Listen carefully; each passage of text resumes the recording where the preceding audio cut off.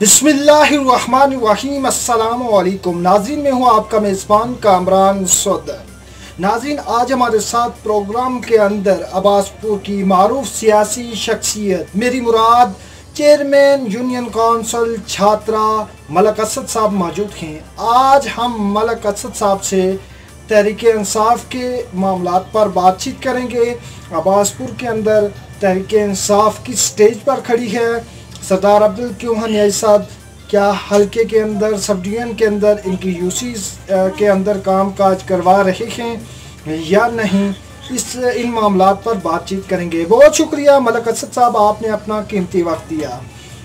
मलक असद साहब, तहरीक इंसाफ क्या दो ग्रुप में सब डिवीजन अब्बासपुर के अंदर तकसीम हो चुकी है? बहुत शुक्रिया कामरान साहब, आपने अपना कीमती वक्त दिया और अब्बासपुर की जो सियासी इस वक्त मंजरनामा है उसको आवाम तक पहुंचाने में एक अहम किरदार अदा किया। इसमें कोई शक नहीं है कि पाकिस्तान तहरीक इंसाफ इस वक्त मुश्किलात का शिकार है, लेकिन इसके बावजूद हमारी जो इस वक्त क़ियादत है, सरदार अब्दुल क्यूम न्याजी जो प्रेसिडेंट तहरीक इंसाफ हैं और साबिक़ वज़ीर आज़म हैं, उनकी बेहतरीन हिकमत अमली से वो इसको संभालने में अभी तक कामयाब नज़र आ रहे हैं। कोई ऐसा ग्रुप नहीं है, कोई ऐसा मामला हमारे अंदर नहीं है।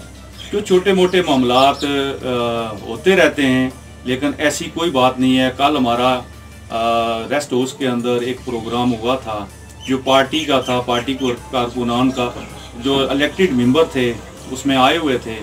तो हमारे कल साबिक़ वज़ीर आज़म प्रेसिडेंट आए हुए थे जमात के, उनके साथ हमारी रात को तफसीली इस बात के ऊपर गुफ्तगू हुई है। मलक असद साहब, इस पर मज़ीद आगे चलकर बात करेंगे। जिस तरह आपने कहा कि छोटे और मोटे मामलात होते रहते हैं, यानी इसका मकसद जो कल दो मीटिंग हुई या दो इजलास हुए, उनके अंदर छोटे के साथ कुछ मोटा भी हुआ, यानी कि एक इजलास आपकी जानब से बुलाया गया, आपके लोगों की जानब से बुलाया गया, और जो दूसरा इजलास हुआ वो पीडीएम यानी यूं कहा जा सकता है पाकिस्तान पीपल्स पार्टी नून लीग और का जो इजलास था, उसमें तहरीक इंसाफ के लोग भी मौजूद थे, यानी चेयरमैन टाउन कमेटी भी मौजूद थे।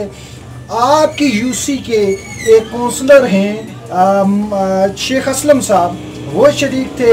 इसी तरह यूनियन काउंसिल खालिद रमन के चेयरमैन वहाँ पर मौजूद थे। आप कह रहे हैं एक तरफ के ऐसा कुछ नहीं है। ये तीन बड़ी शख्सियात, हमारी इतलात के मुताबिक उस इजलास में 25 लोगों ने शिरकत की, जिसमें एक खातून थी, एक ऐसे शख्स थे जो पॉलिटिकल वर्कर थे, बाकी जो है वो मुंतखब काउंसलर थे। तो आप क्या समझते हैं कि कितना असर पड़ सकता है इस इजलास से? देखें कामरान साहब, ये आप जो बात कह रहे हैं कि हमारे कुछ लोग उस मीटिंग के अंदर शामिल थे, उस इजलास के अंदर शामिल थे। सबसे पहले हम तहरीक इंसाफ से जो तल्लक रखने वाले लोग हैं, हम सब ने अपनी जो पार्टी पॉलिसी है उसको फॉलो करना है। बात रही अख्तियारात की, तो अख्तियारात का जहाँ तक तल्लक है, ये इंतखाबात हमारी जमात तहरीक इंसाफ ने करवाए। ये इक़्तिदार निचली सतह पर मुंतकिल तहरीक इंसाफ इमरान खान और जनाब सरदार अब्दुल क्यूम खान न्याजी साहब की काबशों से, और इसके बाद जो इंतखाबात करवाने का अमल जो किया वो सरदार तनवीर इलियास थे। तो इसमें जो अहम रोल था वो सरदार अब्दुल क्यूम खान न्याजी साहब का था, जो इस वक्त जो तहरीक इंसाफ के प्रेसिडेंट हैं। तो ये सारी काबशें उनकी थी। तो उन्होंने हमारे साथ जो बात की है, उन्होंने कहा कि मैं अपने हलके के अंदर अपने जो नुमाइंदे हैं जो इलेक्ट होके आए हैं, वो मेरी तरफ से बाख्तियार हैं, वो जाएं लोगों का काम काज देखें। मैं अगर इस उम्र में भी 18 घंटे 16 घंटे आवाम की खिदमत करता हूं, तो मेरा एक इलेक्टेड मेंबर उसको कम से कम 12 घंटे लोगों की खिदमत करनी चाहिए। तो अख्तियारात का जो मामला है वो उन्होंने कहा कि आप जाएं, मैं यहाँ का MLA हूँ, तो आपको जहाँ किसी किस्म की कोई प्रॉब्लम होती है तो मैं आपकी निगरानी के लिए बैठा हुआ हूँ। आप लोगों के काम काज और मसाइल का हल निकालें, उसको करें। तो दूसरी बात यह है कि जहाँ तक रही तल्लक हमारे जो फंड हैं, तो उन्होंने कहा जो भी फंड मेरा आएगा तो वो मेरे जो इलेक्टेड मेंबर हैं, जिसमें डिस्ट्रिक्ट काउंसलर हैं, चेयरमैन हजरात हैं और दूसरा जो हमारे लोकल काउंसलर हैं, ये इनके ज़रिए से लोगों के अंदर उनको दिए जाएंगे, उनको मुंतकिल किए जाएंगे। मलिक असद साहब, आप क्या समझते हैं कि एक पाकिस्तान तहरीक इंसाफ के टिकट पर मुंतखब शख्स अगर दूसरी जमात के इजलास के अंदर जाता है या मुश्तरका तौर पर वो इजलास बुलाते हैं, मरकज़ के अंदर वो आपकी मुखालिफ जमातें हैं, पार्टी पॉलिसी उस पर लागू होती है, अगर लागू होती है तो उसके खिलाफ क्या कार्रवाई होनी चाहिए? और आपकी यूसीज के लोग भी उसमें शामिल थे, आप सरदार अब्दुल न्याजी साहब से क्या मुतालबा करेंगे? मैं गुजारिश करता हूं कि जहां तक तल्लक रहा है कि हमारी जमात के कुछ लोग गए हैं, हम इस वक्त अपोजिशन में हैं, तो हमारा मुतालबा होना चाहिए था जो लोग इस वक्त गवर्नमेंट में हैं वो एहतजाज किस नाम का कर रहे हैं, उनके लोग इस वक्त गवर्नमेंट में बैठे हुए हैं, उनको तो अख्तियार उनको देना चाहिए। हमें तो हमारे लीडर ने हमें अख्तियार भी दिया है, तो साथ फंड भी हमें दिए हैं, हमारा तो फंड का कोई ऐसा इशू नहीं है। तो रही मेरी यूसी से जिस बंदे ने उधर अपना दूसरे इजलास में शिरकत की है, अगर कोई बंदा ज़हनी मरीज़ है या ज़हनी बीमार है तो उसका इलाज तो डॉक्टर के पास होगा कामरान साहब, ना तो आपके पास है ना उसका इलाज मेरे पास है। इसका जवाब तो वो खुद दे सकता है कि वो कौन से इख्तियारात उसको चाहिए, वो किस तरह का, वो क्या करना चाहता है। एक लोकल कौंसिल का मेंबर बन के ना तो यहाँ झंडी मिलती है, ना गाड़ी मिलती है, ना यहाँ तनख्वाह मिलती है। अगर उसको इस तरह की मराद चाहिए तो फिर वो उसको पीटीएम से ही मिल सकती हैं। हमारी इस पीटीआई की जमात में इस तरह का तो कोई ऐसा प्लान तो नहीं है, ऐसा कोई निज़ाम नहीं है। तो उनको उधर से कुछ मिलता है तो वो ले लें। बाकी रही बात इसका फैसला तो पार्टी प्रेसिडेंट करेंगे कि जो बंदा पार्टी की पॉलिसी की खिलाफ वर्जी करता है तो उसके खिलाफ वो क्या कार्रवाई करते हैं, क्या करनी चाहिए, ये इसका जवाब वो खुद दे सकते हैं। मैं खुद एक अदना सा कारकुन हूँ इस जमात का, तो मैं अपनी इंशाल्लाह जो मुझे जो जिम्मेदारी सौंपी गई है मैं वो बेहसन तरीके से निभाने की कोशिश करूँगा। जी, जिन उम्मीदवार के हवाले से आपने बात की है अपनी यूसीज के, वो आप पर इल्ज़ाम आयद करते हैं, आपकी एक पुरानी स्टेटमेंट बार बार शेयर सोशल मीडिया पर करते हैं कि आप पाकिस्तान तहरीक इंसाफ के अंदर थे, उसके बाद आज़ाद इलेक्शन लड़े, फिर पाकिस्तान तहरीक इंसाफ के अंदर आज भी मौजूद हैं, उसके टिकट पर चेयरमैन बने। इस दौरानिया के अंदर आप जो है वो साबिक़ वज़ीर-ए-आज़म जो मौजूदा प्रेसिडेंट हैं आज़ाद कश्मीर पीटीआई के, उन पर तनकीद करते रहे हैं। यानी पार्टी की जो खिलाफ वर्जी है वो अगर वो कर रहे हैं तो आप भी इसके मुतकिब नहीं हैं। बहुत अच्छा पॉइंट आपने रेज़ किया है कि जिसका जिक्र बार बार किया जाता है। सबसे पहली बात है कि मैंने कोई ऐसा बयान नहीं दिया है, ना जमात छोड़ी है, ना जमात के ख़िलाफ़ दिया है। पार्टी के अंदर अगर कोई ऐसी बात हो जहाँ किसी कारकुन की हक तलफी होती हो तो उसको पार्टी के अंदर रहकर अपना एहतजाज रिकॉर्ड कराने का हक है। बाकी हमारा सरदार अब्दुल न्याजी साहब से कोई ज़ाती ऐसा अनाद नहीं है। वो एक अच्छे लीडर हैं, हम उनकी सलाहियतों के ऊपर भरपूर एतमाद और यकीन रखते हैं और अच्छे तरीके से वो पार्टी को लीड कर रहे हैं। तो बाकी ये जो मैंने आज़ाद इलेक्शन लड़ा है तो इसकी जो अगर हकीकत से आप भी शायद वाकिफ़ होंगे, हमारे जिस जगह से मैंने इलेक्शन लड़ा है, जो वार्ड मेरी थी, तो उस इलाके के लोगों ने ये फैसला किया था कि हमारा नुमाइंदा मलिक असद होगा। तो जब उन्होंने मुझे नुमाइंदा अपना इलेक्शन से पहले मुझे कंसीडर कर दिया, मुझे कहा कि अगर आपको किसी जमात मतलब जो पीटीआई का अगर टिकट मिला तो ठीक, तो अगर ना मिला तो आप आज़ाद इलेक्शन लड़ेंगे। तो वहाँ पर और भी लोग थे जो इलेक्शन लड़ने के ख्वाहिशमंद थे। तो जब मैंने खींचातानी देखी तो मैंने फ़ैसला किया कि मैं आज़ाद ही इलेक्शन लड़ूंगा, अगर आज़ाद नहीं लड़ूंगा तो मेरे लिए ये प्रॉब्लम पैदा करेंगे। तो मैंने अपना जो डिस्ट्रिक्ट काउंसलर का जो वोट मेरे थे वो सारे के सारे मैंने पाकिस्तान तहरीक इंसाफ सरदार मजहर इकबाल खान उनको दिलवाए। तो मैंने पार्टी की कोई खिलाफ वर्जी नहीं की। यानी कि मलक असद साहब आप कह रहे हैं कि मजहर सरदार मजहर साहब को आपने वोट दिलवाए।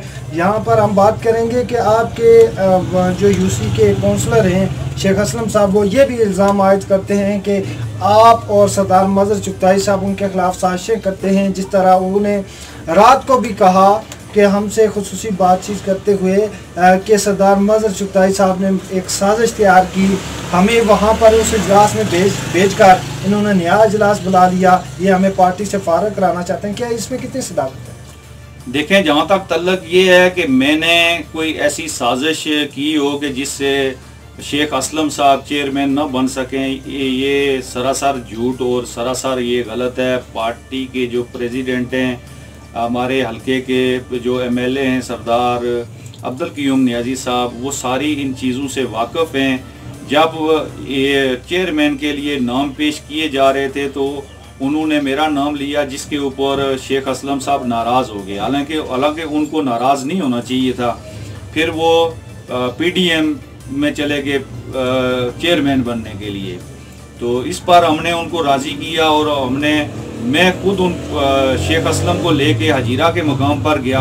वहाँ जाके मैंने नियाज़ी साहब को कहा कि मेरा उम्मीदवार शेख असलम है, फैसला आपने करना है, आपने किसको बनाना है। तो फैसला हमने उनको ऊपर छोड़ा था। मैंने ये नहीं कहा कि आप मुझे बनाएं, आप शेख साहब को बनाएं, आप किसी और को बनाएं। वो इस वक्त हल्के को लीड कर रहे हैं, वो इस वक्त पूरी रियासत को लीड कर रहे हैं। वो पार्टी के प्रेसिडेंट हैं, उनके ऊपर बहुत सारी जिम्मेदारियां हैं। वो समझते हैं क्या अच्छा है, क्या बुरा है, क्या चीज़ पार्टी के लिए अच्छी है। तो वो उस मतलब चीज़ को मद्देनज़र रखकर वो पार्टी को चलाने के जो बेहतर फैसले हैं वो कर रहे हैं। मैंने नियाज़ी साहब को एक दफ़ा भी नहीं कहा कि आप मुझे चेयरमैन बनाएं, या कोई भी आदमी ये कह सकता है। मजहर साहब के ऊपर तो सरासर ये इल्ज़ाम है कि वो शेख असलम को उन्होंने चेयरमैन न बनने में कोई ऐसा रोल अदा किया। ये सारे मामलात नियाज़ी साहब इस चीज़ के मतलब खुद वो ऐनी शाहिद हैं। ये सारे फैसले उन्होंने करने हैं। चेयरमैन के लिए नाम सेलेक्ट करना, टिकट देना, ये उनका काम था, ना मजहर साहब का था, ना मेरा था, ना किसी और का था। ये तो फैसले उनके थे, उन्होंने किए हैं। तो उन्होंने जो पार्टी के लिए, जो जमात के लिए बेहतर चीज़ थी, वो उन्होंने की।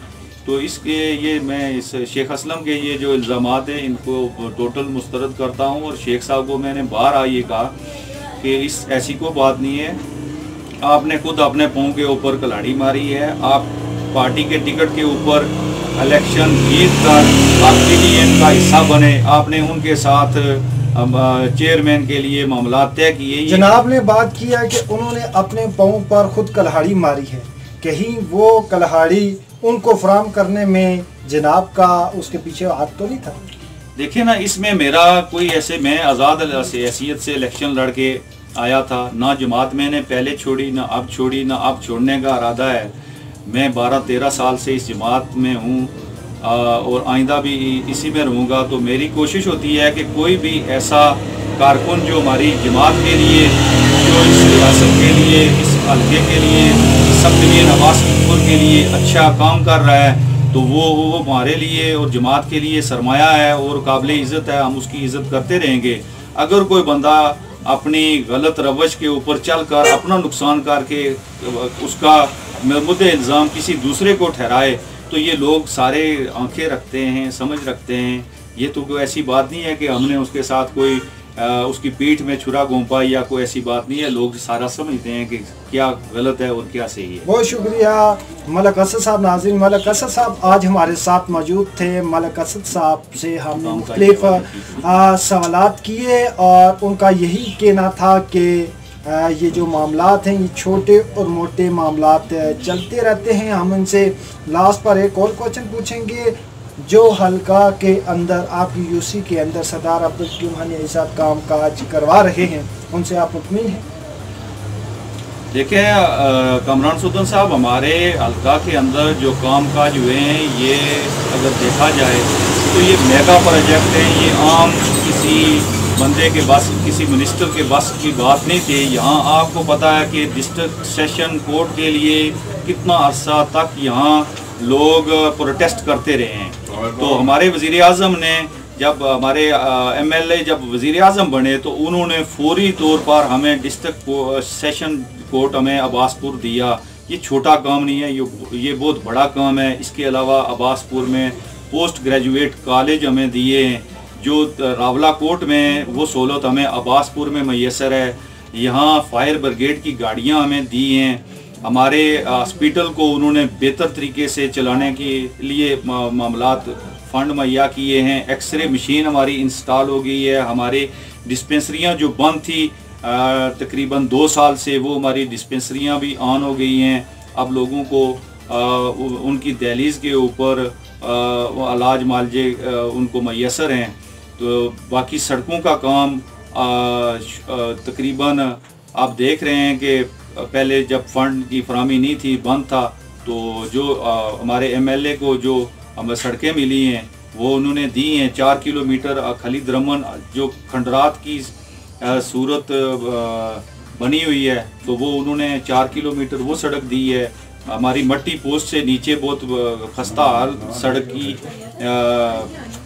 जहाँ आए रोज़ हादसात पेश आते हैं, वो 1 किलोमीटर सड़क दी है। 2 किलोमीटर नीचे पोठा वाली साइड, यानी कि मुख्तसरन आप इनकी कारकर्दगी से मुतमिन हैं सरदार अब्दुल मेयर साहब की कारकर्दगी से? देखें ना, ऐसे एक प्रोजेक्ट आप चेक कर लें कि पिछले 75 सालों में कौन से बड़े मेगा प्रोजेक्ट आए हैं।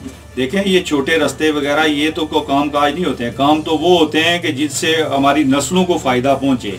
तो हम इस पर जो सरदार अब्दुल क़य्यूम नियाज़ी साहब ने हमारे लिए मेगा प्रोजेक्ट दिए हैं, हम इनके मशकूर हैं। तो हमारे सब लोग इनके ऊपर मुतमईन हैं और एतमाद का इज़हार करते हैं। बहुत शुक्रिया मलक असद साहब, आपने अपना कीमती वक्त दिया। नाज़रीन, मलक असद साहब ने जो है वो अपने ही UC के अंदर मुंतहिब टिकट पाकिस्तान तहरीक इंसाफ पर जो हुए हैं काउंसलर, और उनको भी मीठी ज़बान में तनकीद का निशाना बनाया और उनको कहा कि आप बाज आ जाएं, और नहीं तो हमें मजबूरन अगर आप पार्टी की पॉलिसी की खिलाफ वर्जी करेंगे कार्रवाई करनी पड़ेगी। मलक असद साहब से